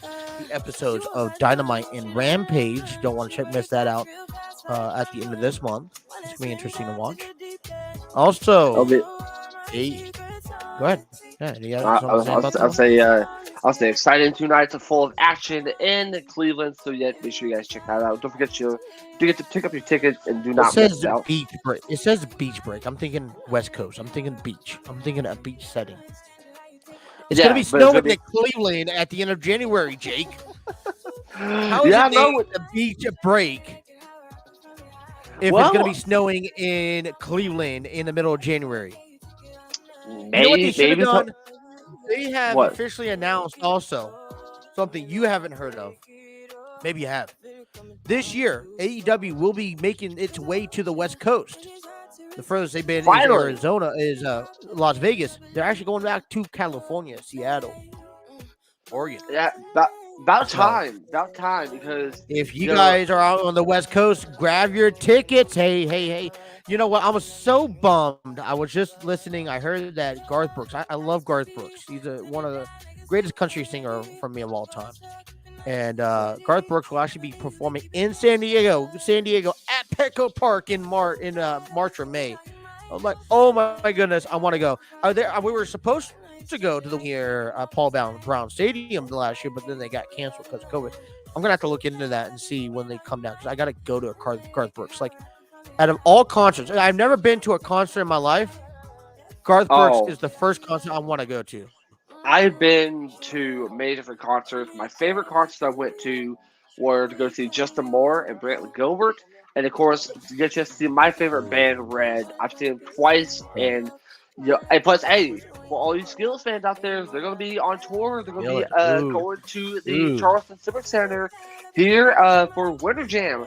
Skills the headliner. Plus, what about Red Hot Chili Peppers coming your way in North Carolina? Oh man, I know Taylor Starling's going to that one. Taylor Starling's excited about that, and yet I know how pumped up she is to finally get to see her favorite band. If you guys not check out that interview, make sure you guys head over to our YouTube channel. It was a great interview with the Killer Bee and Taylor Starling. It was. You guys go back and watch that one as well. All right, you know what else is coming up your way here as well in AEW? Hey, Double or Nothing's back. They have officially announced it will be in Las Vegas, Nevada on Memorial Day weekend. I'm assuming it's going to be at the MGM Grand, because that was the first time that the first ever Double or Nothing happened was at the MGM Grand in Las Vegas. So the last time that we saw that was when Jon Moxley made a surprise AEW debut when he did the Paradigm Shift on Kenny Omega on top of You want to talk about Jon Moxley? FYI, he is back in wrestling. Really? He is. I don't have the details with you. I just saw a report that he has an upcoming match. I want to say this weekend, next weekend, sometime this month. But he is actually wrestling. He is back wrestling. And not back to the AEW. And and if you guys don't know, he is currently the GCW World Heavyweight Champion. And plus, they have a very big show at the Hammerstein Ballroom at the end of this month. And I think maybe that's when he's supposed to be competing. Maybe. Yep. I gotta confirm it, but he is back wrestling. Where he fits with AEW right now, I don't know. But hopefully we get to see him soon. You know, maybe the upcoming pay-per-view is what, Revolution? Yeah, their upcoming February, which is in February. Revolution, the first AEW pay-per-view of 2022. Hey. So it's gonna be an interesting one, but we're on the road. I can just say we're on the road to Revolution, because it all started last night. Yeah, I was about to say that, but sorry to take your words from you. Y'all good. The reason why, here's the thing. I every match was 5-star rating. There were some issues I had about the booking of the card. Now, okay, and listen, okay, I made the mistake because I thought that Battle of the Belts was a pay-per-view or, was a Saturday 2-hour special event. But obviously, it's not. It's a 1-hour show on TV, on TNT, and that's fine. We'll tune into that. There's 2 great matches. We'll talk tomorrow about it. But here's the thing. So you have 4 key matches that was highlighted for the night. Mm-hmm. Yeah. And you kicked off Hangman Adam Page and Bryan Danielson. Once again, opening the card I thought was respectful. Yeah. But yet again, they ruined the end of the card because what should have been the main event was not the main event. It was more like the mid card. It was the mid card, and that's what got me. Matter of fact, it happened before Malachi Black took on Brian Pillman, which really frustrated me. So shocked me. When you go to a new channel, TBS, which is a big thing, right? We haven't seen TBS in 25 years? Possibly since probably about maybe 1999. Yeah. Yeah. I mean, maybe 20 plus years since Nitro, since WCW. And they talked about it. But my issue was that the whole purpose, the whole reason why they went to TBS, they highlighted was not just to expand themselves. They did that too. But they also made a big concern and they promoted the hell out of this. The TBS Women's Championship match. That was the center of attention. The tournament, right? And the finale went on last night. Jade Cargill takes on Ruby Soho. And for me, if you're crowning the inaugural TBS Women's Champion last night on the very first episode of AEW Dynamite on TBS. For me, I don't know about you. For me, everything else is revolving around that match. That is your main event match. That is going to close your show. You are crowning the first champion. And not having that the main event, which was a great match, by the way.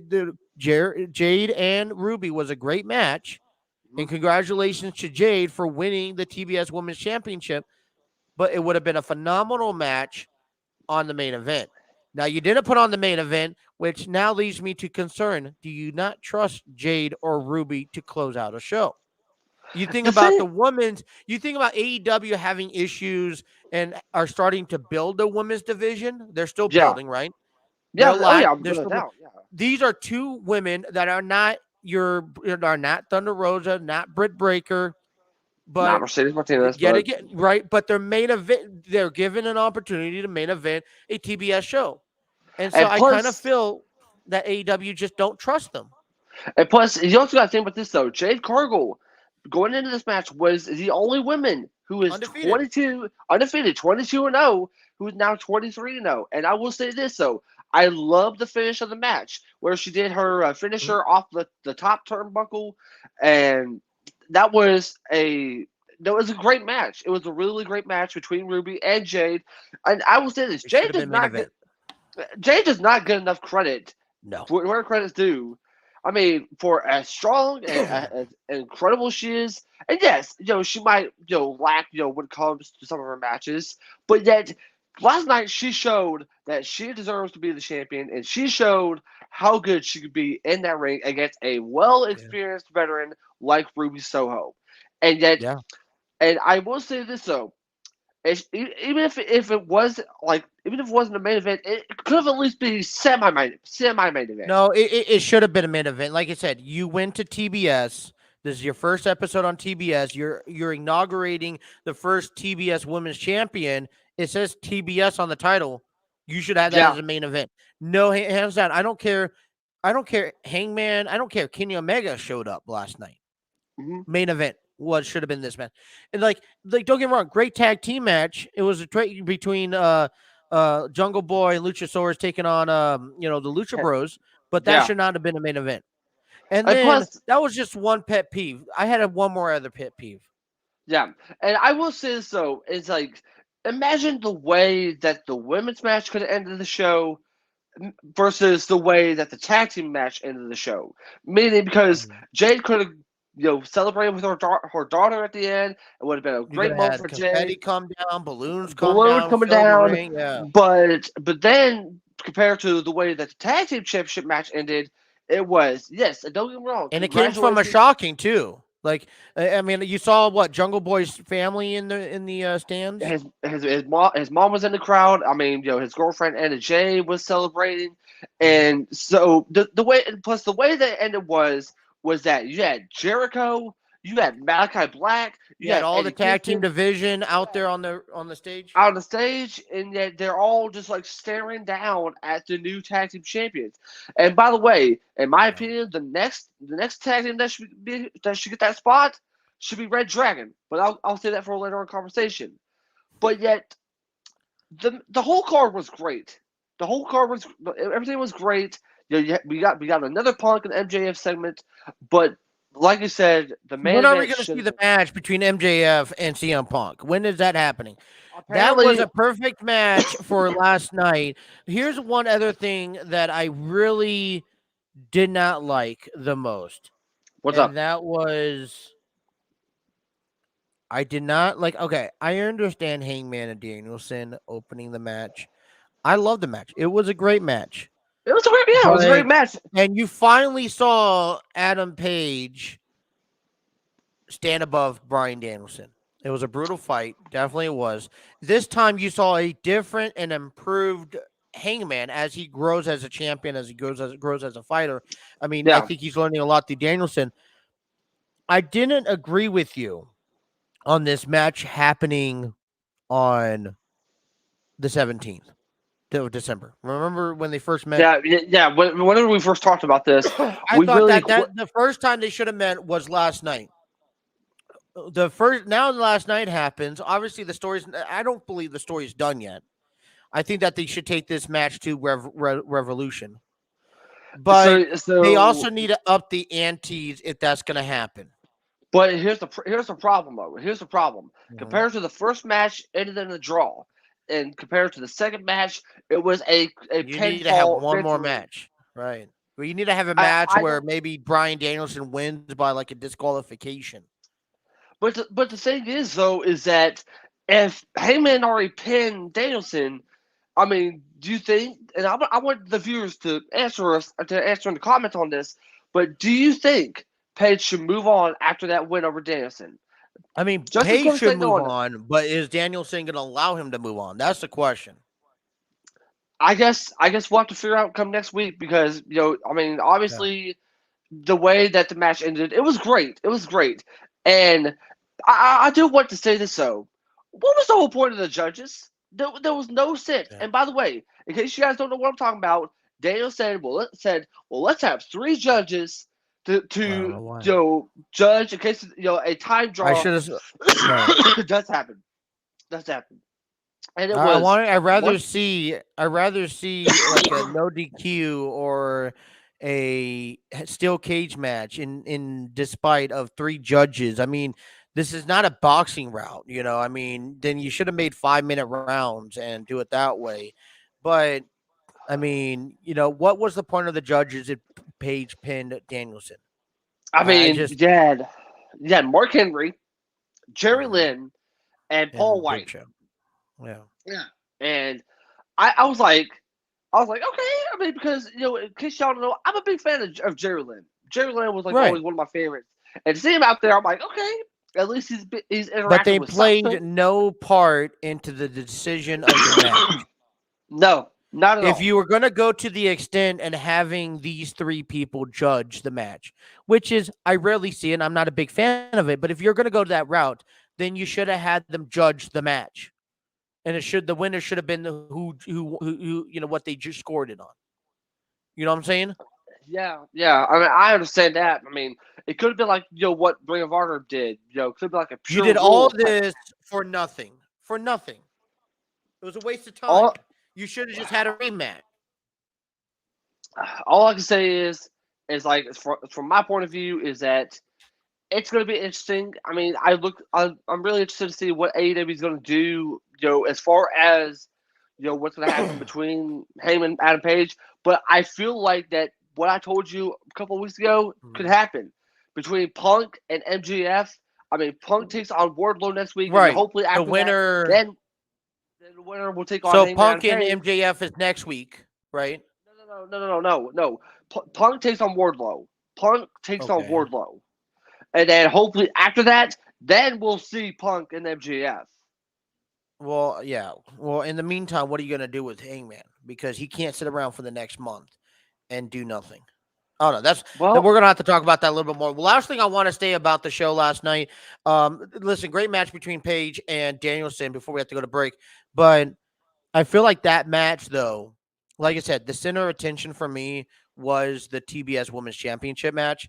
And Yeah. that match kind of took presence over and superiorized over, especially the fact that there was bloodshed in that match. That was the main event match. And they did it things in the opposite. It was a main event, then it was a TBS, and it kind of went down the hill.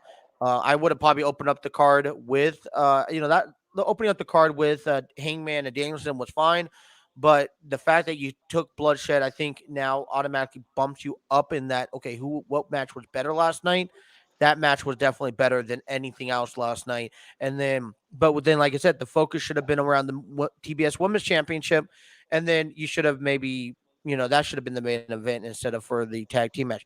Otherwise, great matches. I enjoyed it. Now, I don't watch the entire thing. What I have to do now, because of work schedule and everything, I go on, I watch one or two main event matches that I'm supposed to be looking at, and then I go from there. Yeah. We got to take one last break. Go ahead. Yep. I'll say the only thing I really didn't like was, I understand Cody Rhodes shows tonight, but they kept promoting it so much last night. That's the only thing I don't like. Well, I mean, that's the promotion business for you on this side of things.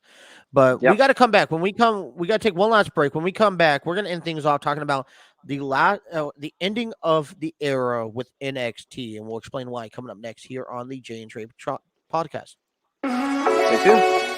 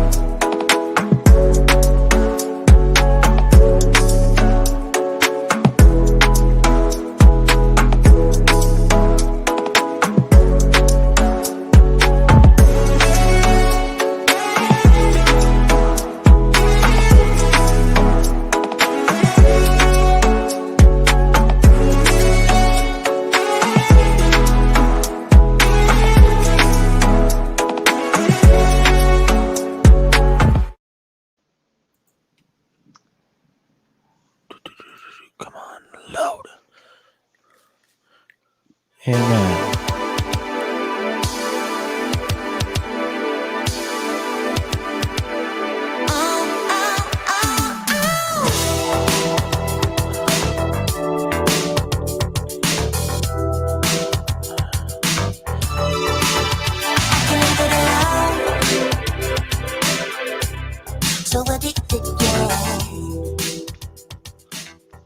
see how much better this show is when we have multiple people on? Oh yeah, it's a lot better. And This is called Addicted to Your Love, House of Say. Yeah, y'all. Tomorrow we have the Mr. Beardman himself, Trey, will get off his hill and finally join us. He's Mr. Caveman, not Beardman, Caveman. Oh yeah, caveman. Sorry, he looks sorry. like he looks like Alfalfa and a Little Rascals on top, and he looks like a big complete. At least comb the beard. I mean, listen, I got facial hair, but at least I comb it. I mean, I trim it. I can't even grow it. Like I just have like patches, but yet. Don't forget, tomorrow we will have Trey in the Stream Nerd studio with us, and we'll get you. Does that mean I could call off tomorrow? Huh? Does that mean I could call off tomorrow? Yeah. You give me the info. I will take over the show, and I will just like like a fake beard and it's called me Justin 2.0. You look like one of those. Oh my like, goodness! Look like a bunch of Duck Dynasty dudes. I swear. What are I hate to do it. What are those guys in the black robes? Are they? You know what I'm talking about, right? They were the. Oh yeah. I was waiting for you to say something like kind of like a wannabe ZZ Top, but. Hey. Hey, let's not talk about ZZ Top now. I love ZZ Top, man. I ain't going to, but yet. Man, what a crazy week, and especially with what happened Tuesday at NXT and the week after that. You know what? Okay, since while we're here, are you looking to buy a jar of farts? Justin, I'm shutting you down already. I would like to see you try. No, I mean, I just listen. That's the story of the day, man. That made my day. I think being able to share that stuff with you, and just to get your organic reaction, like okay. So I love sharing. Like I love commingling with each other on the show, like before the show, like telling each other what we're going to talk about. But some of the news stories are better when we just go for it. Just go. Just tell them about it and then let it be. And by the way, I want to let the viewers know or anyone listen to this. Don't you dare apologize. Hold on, I'm not apologizing. He never told me about the whole farting story. He just said, "Well, I have a very interesting story," and then all of a sudden, came out with that. It was funny. Yeah, I mean, it was fun. It was a little bit of funny. It's kind of interesting. I mean, I'm sorry. I mean, it was just an interesting story. I mean, I think we need to lighten up a little bit on our show. That's what I got to say on this. Hey, one. we are, but yet, talking about like farts in the jar, like Justin. We have about war pickles. Stroganoff. We have about less than 13 minutes. Yeah, we already got the topic coming up. So yeah. Gosh. And so while he's all right, let's get down to work. Let's get down. I'm ready to go. All right. So on Tuesday, I talked a little bit yesterday about Braun Breaker. I love it. Classical segment. Braun Breaker wins the title. He looks phenomenal. I say within the year he's going to be up in the main roster. Like he looks like money. He is money. He does backflips in the middle of nowhere. Like he looks better than Adam Page. I mean. I will say this. He looks like a Rick Steiner and a Scott Steiner put together. I will say this. When I watched the match, I thought it was a really great match because they didn't have any commercials. Very physical. It was a very awesome match to say the least. And I will say this. I've been giving Braun Breaker a lot of crap every time we talk about him, but for once, I do got to give him praise because he had a hell of a match. Great performance, and yet new NXT champion. I thought the whole show was great as well. So it was, but on Tuesday night really represented, Braun Breaker symbolized that by kicking down the NXT foam whatever brick, that they had. And it is now officially the black and yellow brand is officially over. They are moving on. This 2.0. We don't know what the story is for Tommaso Ciampa. Maybe he'll be brought up to the major, to the big leagues. Maybe he'll leave and go to AEW and New Japan. Whatever his career is, he has I feel like still a lot more to give. See, the thing is, when you look at the history of Tommaso Ciampa, and that's like with the other guys that have been in there before, you recognize him as him being a part of the NXT Black and Gold, and because he was just so incredible over the years that he had with the NXT Black and Yellow. It was simply heelish, but also the Tommaso Ciampa we all know and love. Yeah. No, I mean, listen, don't forget the longest time they've had success with DIY with Johnny Gargano. And yeah, he is originally the black and gold brand. I mean, he looks the part. Coming to the reason why it's the officially end of the era, because WWE released the last set of guys, or a handful of guys that was part of the NXT staffing moving forward. It's kind of a new look, new brand. Anyone that got hired under Triple H's watch, and listen, he had a heart attack a couple months ago, had some stents done, some minor procedures, but obviously they're looking to move forward from the brand. He's taken more of a back step into the page of NXT. He's not really following it no more. Guys like Road Dogg, guys like William Regal, Timothy Thatcher, Danny Burch, I just had a few more names. Ryan Katz, Ace Steel, Ranjin Singh, all these guys that kind of help produce and put together NXT, the black and yellow brand, are now officially making their way out the door. And listen, it's mixed feelings, because I am a little devastated to hear about these guys leaving. But, if you are moving to a different road and these guys ain't on the same page, or you just need some fresh, ideas, you got to remember, NXT will always be a developmental, show program, and it's going to be nothing more than like a Ring of Honor, where you develop down there and then you get brought up when you're ready. You wonder, like, a lot of questions have been asked lately, is why are all these wrestlers going down to NXT to perform? AJ Styles, Matt Riddle, we saw Finn Balor for a time. If you think about it, when NXT first televised, you did also see a lot of big names go down to NXT to help the promotion out, while the younger guys were getting their feet wet and getting into the business. You saw, I think what you saw, certain guys like Kofi Kingston and Sheamus went down there. There's just some other guys that it's top of my head I can't name, but Zack Ryder went down there for a time period. There's one thing I can honestly say. The one that I'll always remember was whenever, after the whole, competition NXT ended, that we got to the serious NXT that got up to where we are now, it was earlier on, before William Regal stopped wrestling. He had a match against Cesaro. That is one of my favorites to watch, because it was a first time ever matchup. And of course, it was William Regal and Cesaro, two of the best. How could you not ask for that to be able to watch? I mean, two incredible athletes, two very technical, incredible wrestlers going at it. And I can honestly say, if there was one person that really bothered me, which I understand from both sides, I have a mixed point of view, would be William Regal.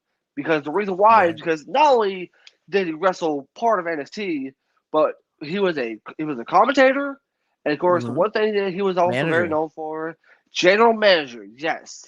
Well, he was also, and arguably, probably the most, out of all managers I've seen of a program, he was the most hands-on general manager out of any manager in history. I mean, I know Teddy Long played a big part. Eric Bischoff, Ric Flair, but they didn't play it as big. They weren't as hands-on as William Regal was, and I mean, not just off the screen, but on the screen as well. He really played the whole general manager role really incredible, because Yeah. he was booking matches, and then on the segments, he had a lot of segments with so many talent that has come and gone with NXT. And of course, what was the one So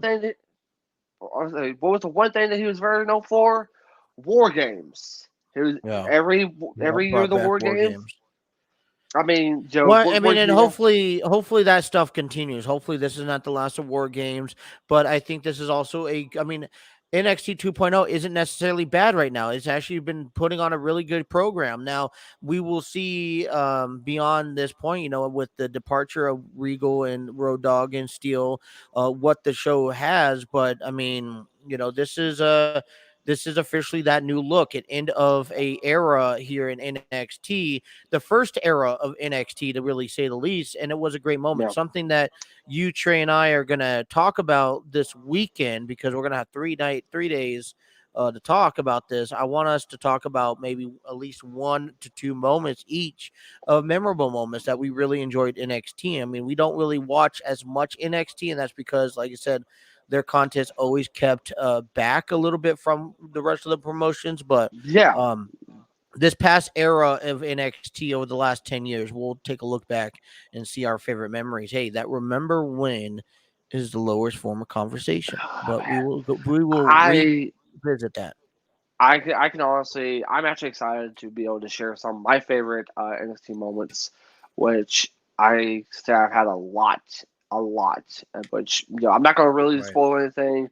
All I can say is tune in to either tomorrow, Friday, or Yeah. sorry, So tomorrow, for Saturday. people who are just tuning us in for the first time this year, we had a show yesterday. We're on live every 5 days a week. It's Wednesday, Thursday, Friday. So we will be back tomorrow from 10 to noon. Wednesday, Thursday, Friday from 10 to noon.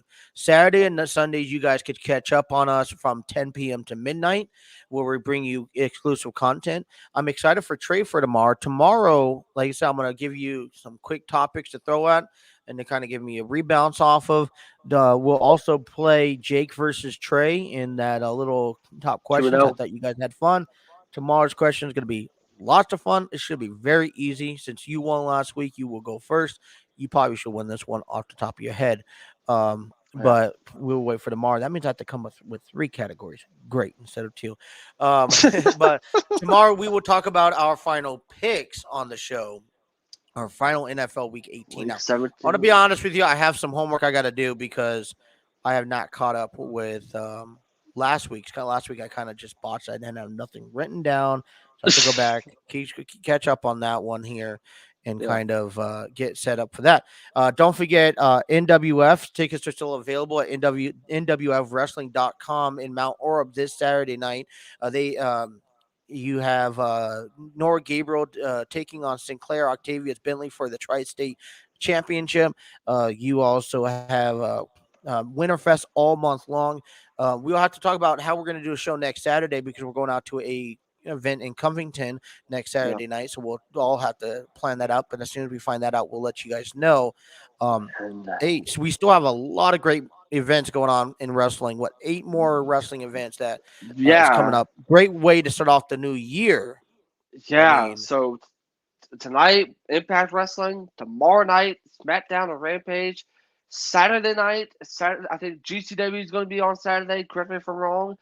Impact's pay-per-view Hard to Kill with the big triple threat match for the Impact World Championship. Also, Battle of the Belts on TNT, an hour-long special with Britt Baker taking on Riho for the AEW Women's Championship, and then Cody Rhodes taking on Sammy Guevara for the TNT Championship. That is all on Saturday. Wow. We have a big show. It's still week to come. Well, the only thing I can say is that we still have a show tomorrow. So whatever we didn't cover today, we'll cover tomorrow. You guys been great. Hit that like, share, subscribe button on YouTube. If not, you guys can check us out on audio podcasting. All right. Any streaming services, Spotify, Apple, Google. Jake, thank you for coming back on our show. Definitely needed for you guys, and we're going to start working for tomorrow's show here right when we get off. So until you guys, on behalf of Trey, Jake, and I, thank you guys. Until tomorrow, you guys enjoy the rest of your Thursday. Be safe. Be safe and warm out there. Yeah. Peace.